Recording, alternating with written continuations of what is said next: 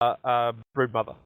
Radiant team pick. And in this game, you may even just consider... Sand King. I'm not going to run the... It was enough. This time, they could actually look for the kill over on Synderen. Wrath of Nature is up. So, no one just charges forward. If he gets the clamp off, Synderen is dead. Wrath of Nature's already been triggered. There goes your clamp and First Blood. Mag is there as well with the extra damage from the 4-5 for the Sand King. Bane wasn't there. Would have brought it very damn close. No one. You got no mana. Coitfa? Oh, that's just too easy. Wait, he missed? He missed for a moment. Synderen was able to commit to get the kill. And Solo tries to round Synderen, but Nymph is ruined. The 8-minute mark is going to stop that from happening. Here comes the toss. Yapsaw, nice. Fire Strike, Sentry's down. Avalanche going to go to work, and Mag has to insatiable hunger it.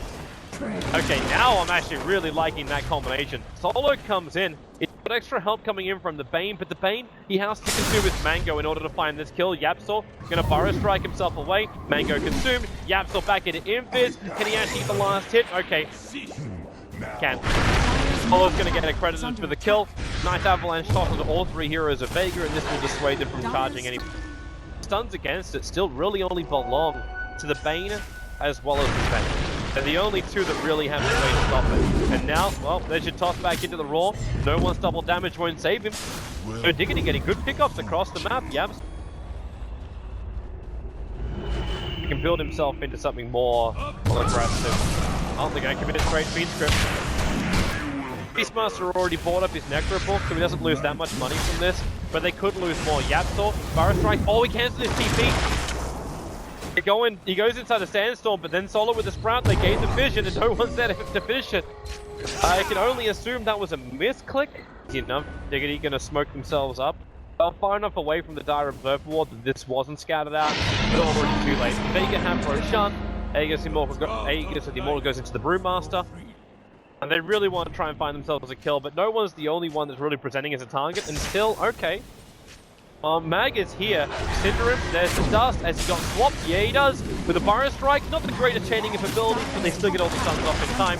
Solo's going to arrive again, TPing in a little bit later on. No one. Well, where's your stuns? Where's your control? It doesn't exist.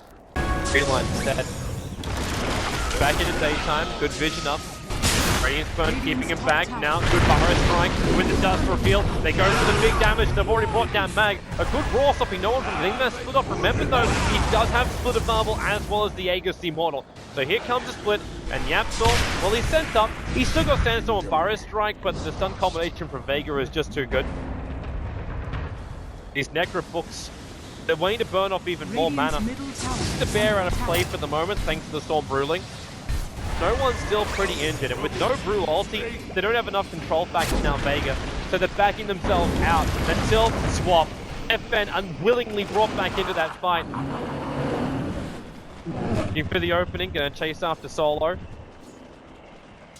He's close enough that they can actually finally attack with the bear. It's almost body blocking, and then they toss Vega. Slayer has to come over. Solo is still so damn low. He's attempting to TP out, but the Radiance burns too much. Beastmaster will actually take a double kill here. Take the rags, and then push yourself into a win scenario off the back of the lone Druid. Having an Aegis Immortal, like, doesn't really help Vega, because who have you got? You got a Sven who, because they've got the Necrobooks. Believe they can burn through 533 mana with Necrobooks. By Synderen, Yapsaw gonna be kept out of this by Slayer. Synderen, there's no way to really survive this at all. So both the supports should be going down. Wrath of Nature triggers in quite nicely. Welcome to a greater treant. Yapsaw coming in a little bit later. Gonna take considerable damage because they've already burned their fortification on the mid lane. So they lose the top tower. What are you going to do? Brewmaster jumps forward. A big frame will slip. He's underneath tier 4 towers. He's keeping the rest and digging out. Now in comes Yapsaw with the epicenter. The Raw down as well. Most of the minions are already gone. The Fiend Strip committed to actually controlling up. Only the SK who's able to force off himself away. Say goodbye to your Bane. Say goodbye to your entire team. Era was just able to penetrate the back line here of Vega. FN's down for the count. There goes your Aegis Immortal. And Invis is tricked off by the Brewmaster, but the Necro units are still down. So no one is very, very visible, and he'll burn out. Triple kill right now for Tizu, and FN will join him with Era picking up a double. A great defense there from Diggity. Era keeping him away from the fight.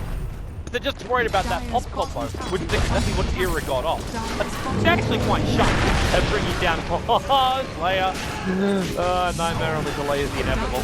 I actually think this is game right now, because they're going to take 2 lanes of Raxus. Even with the Brood as well as Anita's Prophet. Actually, the Brood doesn't do anything now, he's dropped off too far. The BKB's too far away. Point that's going to rotate over. Anyone comes to defend this, you're just going to get initiated on by Yapster more than likely. Okay, maybe Diggity does give them respect. The Sven's coming back alive now. You've got such a toughness stopping the Sven from attacking when he's got Gold Strength triggered. Like, the duration's long enough anyway that maybe like, you won't care too much about that. I guess 25 seconds you only take like a fraction of that off. Does Vega now run out? Diggity, they're actually walking away from where they got vision, which that gives us a lane. If they can catch no one out with the avalanche toss, Heroes doesn't even need to use E-Blade, and Yamsor rewinds to the epicenter. F-Fen to be rolled up, so he's going to be delayed even further. That's inside of his own BKB. Syndra going to be careful not to be killed off, which he will actually happen to him. And F-Fen entangled. They're coming back in again with a buyback down from Vega. They're committing everything they got to the time, but there's just no more BKB charges available. They got missed chances, they're burning down to the Radiance. Brewmaster has to come back to himself in just a moment. Quoifer's got himself a bloody Ultra kill. He may even make it a Rampage in just a moment. GG well played. Game number 1 will go the way of no Diggity. Era's going to kill secure that last one. 12-8. This game, Diggity, they just played so well that timing they hit around the 10-minute mark. Vega had no real answer in that. The last nail in the coffin, or maybe the last point where Vega felt that they lost control of this game. Potentially you could have attempted the split push with the Prophet, keep the presence of the Broodmother on the bottom lane, and make that Desolator actually do something. But they went for this push up on top lane. The Brewmaster blinked in underneath tier 4 towers, almost to the fountain. The control factors weren't